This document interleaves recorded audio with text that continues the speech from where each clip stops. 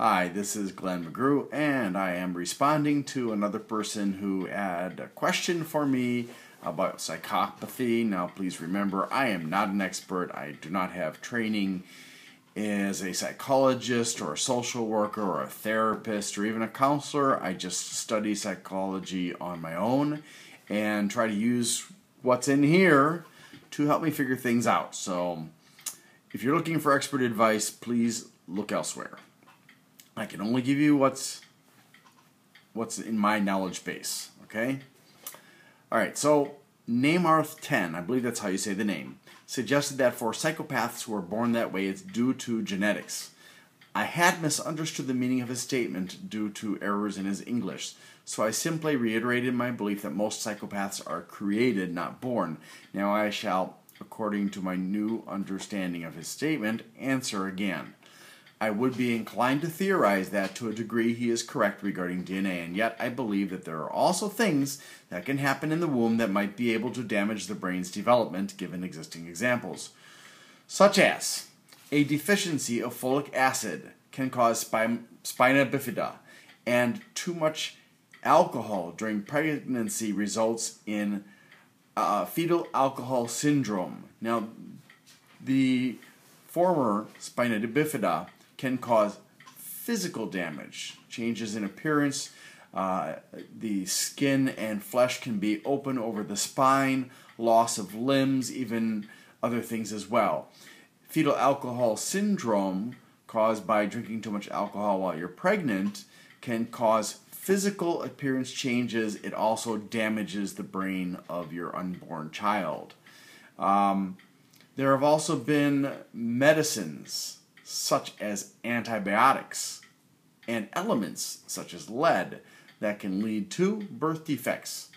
So it is then proven that excesses and deficiencies cause a wide range of maladies, and among them could also be damage to parts of the brain, such as the frontal lobes that control executive functions. Further, injuries from physical trauma in the womb can also cause damage to the frontal lobes, although the risk is lower than once the baby is born, because once the baby is born, the baby is not protected by the mama.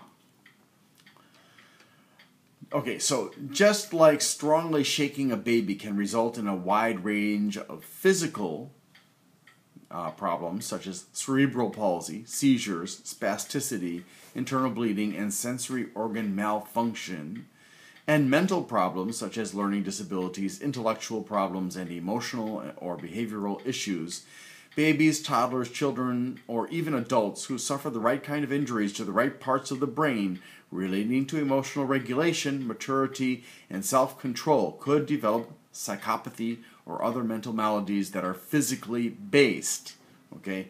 So, say for example, your baby's on the bed and plops down onto the floor because you were not paying attention for literally a second, and your baby plumps down onto this part of the brain. That could cause physical damage that could result in a permanent problem with your baby, your child, the adult.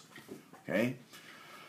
There are recorded cases where adults have suffered a serious head injury only to survive, but with a greatly altered personality.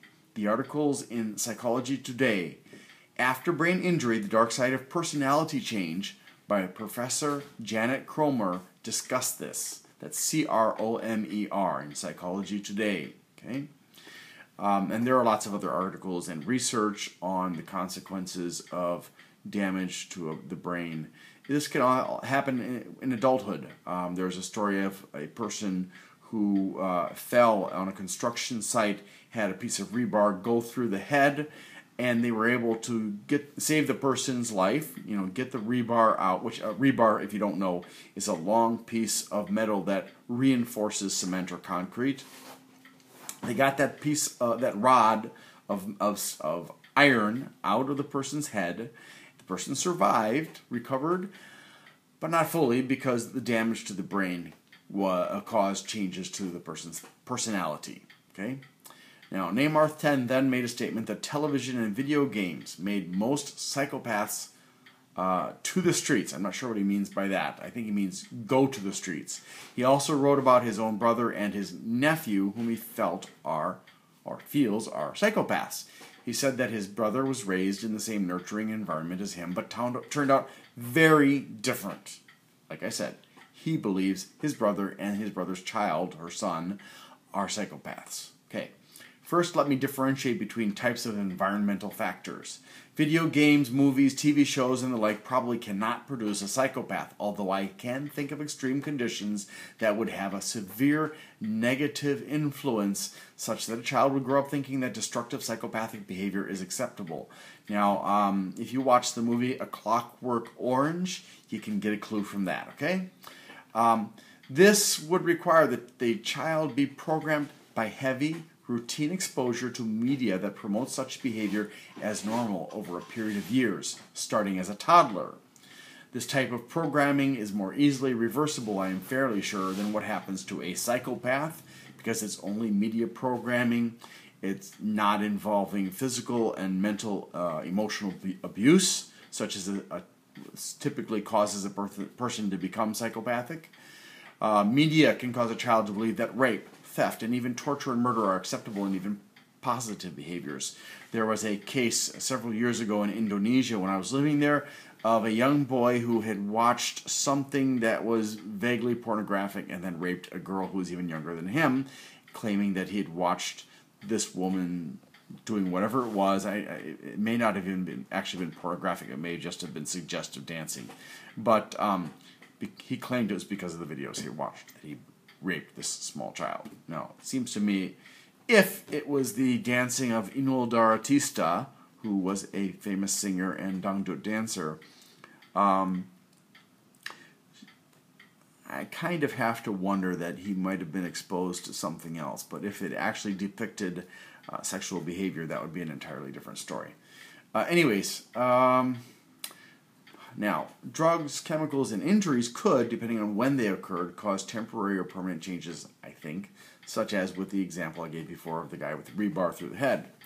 Bullying is a consequence of various factors, including abuse, being the victim of bullying at home or in the community, and may also perhaps be learned from video games and TV, although I think that media plays a more supplementary role by normalizing violent behavior in your thought processes. So I do in my family, I give limits to my children to how much time they spend in front of screens because of that possibility, and also because extensive screen time has been proven to cause problems like ADHD. Bullying, thus, probably will not cause psychopathy unless it also involves a lot of torture, damage to the brain, that kind of things, I suppose. But if it's not appropriately addressed, can lead to depression, suicide, violent attacks including school shootings, a life full of difficulties, and it can even in adult life cause the victim to become a bully of his or her own children. Okay? Because you've got a lot of repressed emotions. I know I have dealt with a lot of repressed emotions from a life as a passive-aggressive due to the bullying, because when you're a victim, you don't feel you can react aggressively to the bully, so you become passive-aggressive, and that represses your emotions, and that those emotions get held down in your brain for a long time. Anyways, I am not aware of what criteria he may have observed in his brother that made him feel that his brother Jonathan is a psycho.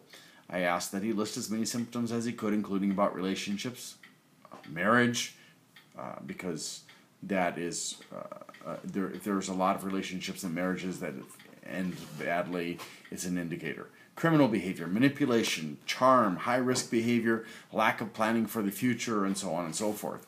And I also suggested that his behavior and that of his nephew, sorry, when I say his, I mean Jonathan, could be the result of something else, such as another mental illness or conscious decisions. He could be borderline personality disorder or one of the other dangerous or neuroses or psychoses that could lead to criminal behavior. Or it could be a conscious decision because of his life environment that he feels he needs to do that. But it's probably, in the case of Jonathan's son, he's probably that way because he learned that from his father, although it could be that his father abused him and taught him, and he became a psychopath as a result, or he has his own mental maladies because of whatever Jonathan may have done to him. I never received enough information, however, from Neymarth 10 to try to make a more informed analysis. But just so there are a lot of different factors that can produce a psychopath. There's the damage, the prenatal damage. There's the genetics. There is the postnatal damage at any point in life. Then there are the environmental factors. Primarily, again, there is the physical abuse, the torture, the mental abuse, and emotional abuse. So there are a lot of different things that can contribute to a person becoming a psychopath, but it's not guaranteed that everybody that goes through that will become a psychopath. Everybody's born differently, so everybody reacts differently. Okay? So that's about it for this video. If you have any questions, please put them in the comments below. Thank you.